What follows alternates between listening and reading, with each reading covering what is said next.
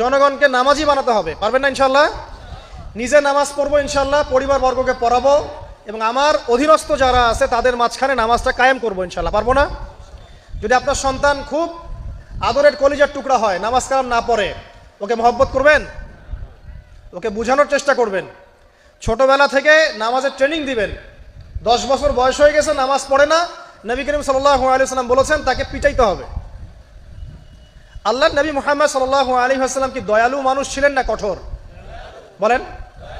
সেই দয়ালু মানুষটা তিনি বলছেন 7 বছর বয়সে সন্তানকে নামাজের আদেশ করবে, আর 10 বছর হয়ে গেছে নামাজ পড়ে না, ওকে পিটাবে। নবী করিম সাল্লাল্লাহু আলাইহি ওয়াসাল্লাম কি এখানে কঠোর হয়ে গেলেন? কেন এত তাকিদটা কেন? কারণ আল্লাহর নবী সাল্লাল্লাহু আলাইহি ওয়াসাল্লাম বলেছেন, মান তারাকা সালাতা মুতাআম্মিদান ফাকাদ কাফার। কেউ যদি ইচ্ছাকৃতভাবে নামাজটা ছেড়ে দেয় বা নামাজ অস্বীকার করে, সে ব্যক্তি কুফরি করলো। কি করলো?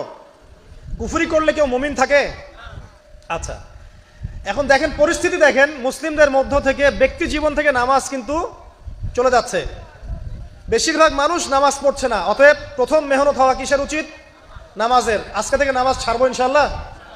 আজকের এই লেকচার কানে চলে যাওয়ার পর নামাজ ছাড়বেন।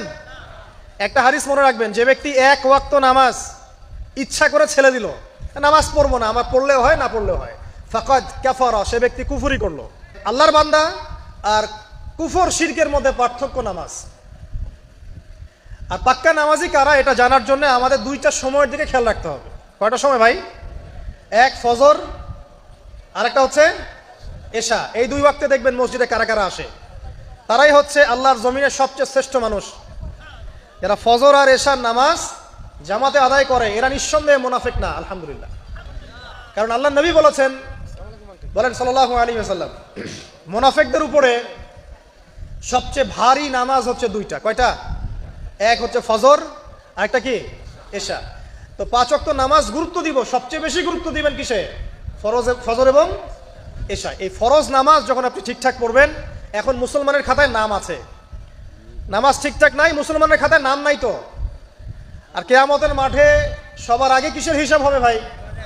নামাজে। যার নামাজ ঠিকঠাক থাকবে তার বাকি হিসাব ওকে, কোনো সমস্যা নাই। আর যার নামাজ ঠিকঠাক নাই তার বাকি হিসাব ধরা খাবে, হবে না?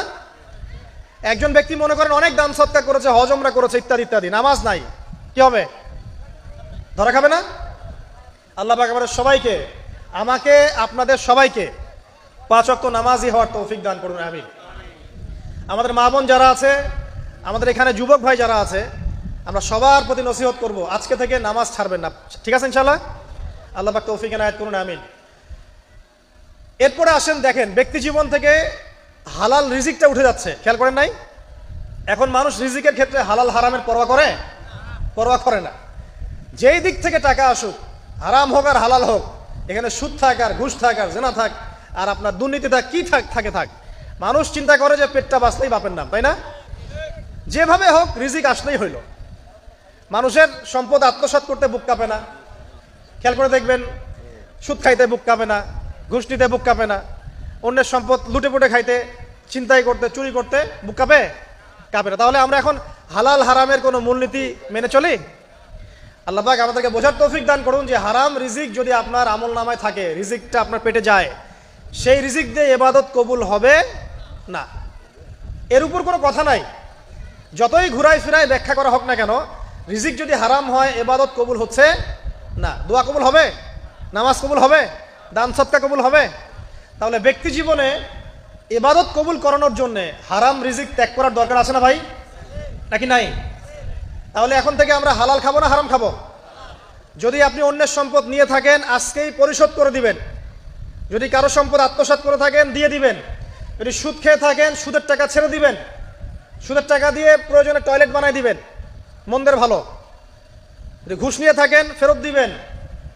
আপনার বোনের সম্পত্তি আত্মসাৎ করে থাকেন, ফেরত দিতে হবে। রিজিক যতক্ষণ পর্যন্ত হালাল হচ্ছে না, ততক্ষণ পর্যন্ত ইবাদত কবুল হচ্ছে না। আল্লাহ পাক আমাদের সবাইকে বোঝার তৌফিক দান করুন, আমিন।